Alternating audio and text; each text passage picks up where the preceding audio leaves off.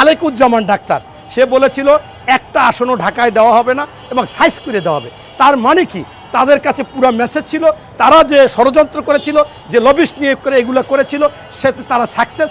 এবং আগের দিন বিকালেই ভোট কাটা শুরু হয়ে গেছে। দেশপ্রেমিক সেনাবাহিনী আমার উদ্ধার করেছে। তারা যখন দেখেছে যে একই, তখন তারা গিয়ে প্রথমেই ধরলো ঠাকুরগাঁর জেলা আমির ৭৪ লক্ষ টাকা সহ তারে সাজা দিয়ে দিল। ওদিকে উনি নাটক শুরু করলো, উনি অজ্ঞান হয়ে গেছে। আরে ভাই, করছো অপকর্ম এই সমস্ত ঢাকা।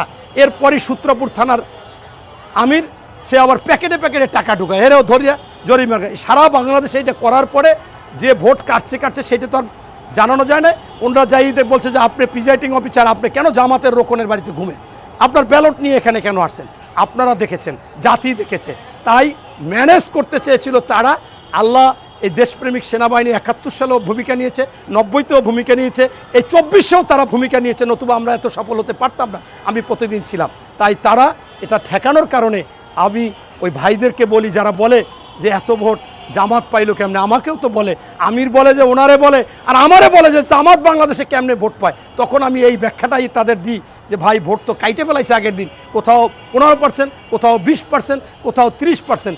এই জন্য জামাতের ভোটটা একটু বাইরে গেছে। এইটাই হচ্ছে, এটা ম্যানেজ ভোট না, ষড়যন্ত্রকারী ভোট। ওই কাটার কারণে জামাত এই কয়টা ভোট পাইছে, নতুবা তারা কোনোভাবে ১৫টা থেকে 20টা আসনের বেশি পাওয়ার কথা না।